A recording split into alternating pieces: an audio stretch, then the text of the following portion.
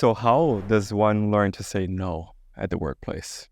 There's an art to it, So, for example, if somebody asks you to take on an extra shift, there's a formula, You always start by giving the reason first, Give the reason before the rejection, because once you say no, nobody listens to the why, So it's always good to start with, can you work an extra shift? If you start something like, my family's coming in from out of town. I've got to meet them at the airport at 7. Unfortunately, I can't work that shift tonight. But is there anything else I can do? But what if I stay longer tonight?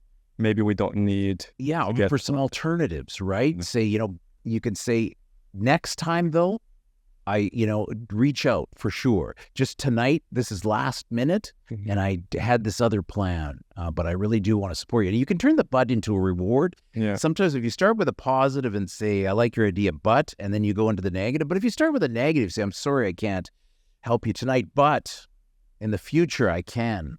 You elevate it from a negative, right? So yeah, it's how you use how you approach it, and if you can speak in a way like that, where you show empathy for the manager and you're able to, show that you understand their situation, but that's how a good no is. But I haven't always been good at it. You haven't? No, I had a manager and that I really appreciated, and I often did projects for this manager, and even though I didn't have time to do it.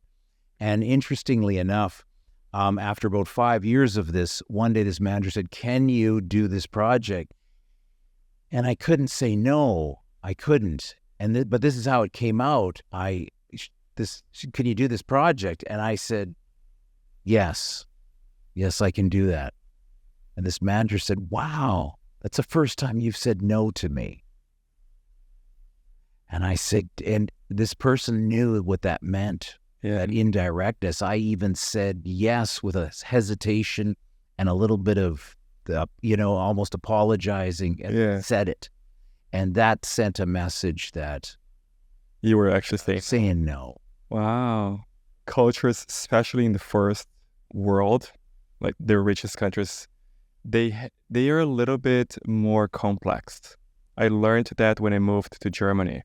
First, at the age of 17 as an exchange student, and then in my late 20s, working. I worked there, I studied there, and I realized, wow, it's way more complex than in Latin America. And I see that there are some extra layers here in Canada. It's so easy to say, hey, can you do this? Yes? No? Done. But no, you learn, okay, let's add 2 layers to that. Boom, boom, boom. It's also a way for us to filter people out, because yes, it takes a lot of, it takes extra skills for you to get promoted.